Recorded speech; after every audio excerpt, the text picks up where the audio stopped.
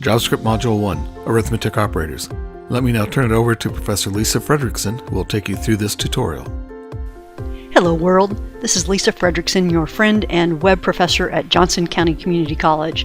In this short screencast, we're going to talk about JavaScript and how it defines the word function, how it uses for-function math, how it calculates remainders, percentages, and powers, and while we're doing that, we're going to compare and differentiate math symbols as used in math and algebra class, and compare that to how we use them in JavaScript, which is sometimes a little bit different.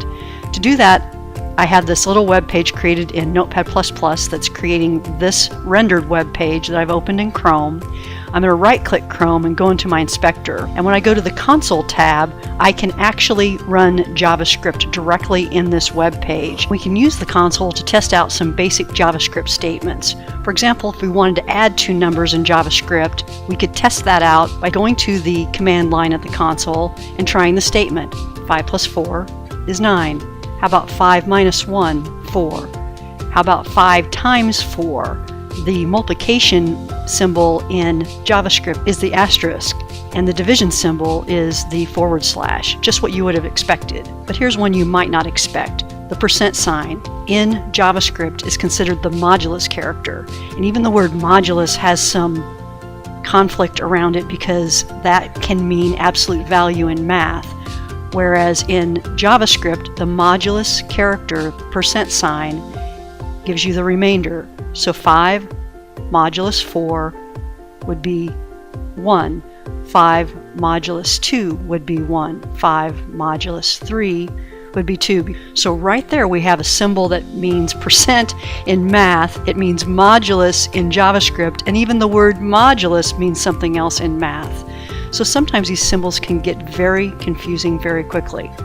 To calculate a percentage in JavaScript, if we wanted 50% of 5, we'd have to multiply by the decimal equivalent of 50%, which is 0.5. There is no percentage sign native to JavaScript. To calculate the power of 5 to the second power, for example, we have to use the math object and the pow function and then feed it the two variables that we want. 5 to the second power is going to be 25. So in every language that you learn, it's really important that you know the for-function math symbols, how to calculate a remainder, a percentage, and a power, because it may be slightly different than you learned in math class, and it may be slightly different than you learned in another language. I've cleared my console, but before we get into functions, I want to say one more thing about for-function math. When we add two numbers, we get the expected result.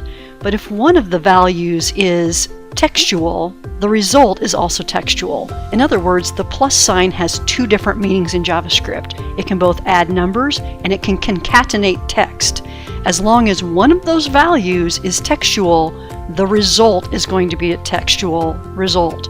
Even if what's inside the quotation marks is a number, if you enter that number as a value into that expression in JavaScript as text, you're going to get a textual result. And that can be a surprise to some programmers. It's particularly a surprise to some programmers when the other operators don't work that way. Obviously 5 times 4 is 20, but how about textual 5 times 4? What's that going to result in?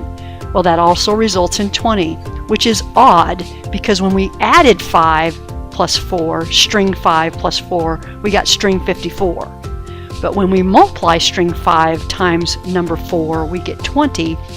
So under the covers, JavaScript has converted this string 5 to the number 5 because multiplying by a string does not make sense in JavaScript. Concatenating to a string does make sense, and you get the textual result. And the same thing is true for the other operators. If we subtract a number from a string, that string is going to be converted to a number first. If we divide by a string, the string is converted to a number first. And if we, as we've already seen, if we multiply by a string, the string is going to be converted to a number first. However, if we concatenate to a string, we end up with a string. So that's a very interesting and very important aspect to for-function math in JavaScript that you need to be aware of. That's called automatic type conversion. In JavaScript, all of our values, they're not declared prior to are using them as integers or strings or booleans. They're evaluated at the time they're interpreted. If they were both strings, they would both be converted when we try to multiply them. Having that basic understanding of the 4 function math symbols in your back pocket, you're now ready to go to a function. And what is a function? A function is simply a name in JavaScript that saves code.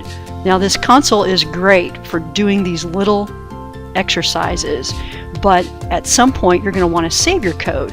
Now I could create a function directly here in the console, but that would only work for this page at the moment. As you know, if you want to save the code, you've got to go to an external file. So let's clear our console again, and let's go over to our file that created this code and create our first function. To create a function, you give it the function keyword and then give the function a name. We're going to call our function add. Inside the parentheses, we identify the arguments. The arguments are the pieces of information you're going to give the add function to work on. And so we're going to give it item 1 and item 2. And then inside curly braces, we determine what is going to happen to this information that we've given the add function and what we want the add function to return. Well, in this case, we want it to return item 1 plus item 2. So I'm going to save this page, refresh my web page. Now this function add is loaded up into this web page and I can test it in the console. Let's try add 5 and 4. And the function has, as expected, returned 9. If I add string 5 and string 4, what happens? I get string 54. How about if I add a number and a string? And how about if I add a number and a number entered as a string? So we see our function is working, but we can reuse all the statements inside the function definition with just the function name, and we can also feed it different pieces of information every time we want to use the add function to get different results. One last thing, I've modified this function to add a couple more statements. I've declared a variable named answer and assigned it to 0. Then I've reassigned the answer variable to whatever the addition of item 1 plus item 2. I've used that expression and assigned answer to the value of that expression. And now I'm returning answer. If I add 10 and 20, I see that my function is working exactly the same way. I rewrote the code this way to introduce the equal sign. This is perhaps the most important and most different symbol between math and programming that you must wrap your head around. In algebra, an equal sign is much like a teeter-totter. Whatever you do on the left-hand side, you have to do on the right-hand side. In programming statements, it's an assignment statement. So answer, you are assigned to the value of 0. Answer, you are now assigned, you're reassigned to the evaluation of this expression. So I implore you not to say is equal to when you encounter the equal sign in programming. I implore you to say is assigned to. This will become even more important later on when we increment a counter by 1 and you see such statements as x is assigned to x plus 1. See, that makes no sense in algebra, does it? But we use it all the time in programming. So when you see that equal sign, instead of saying is equal to, say is assigned to, and I am certain that will help your brain process your code. Thank you.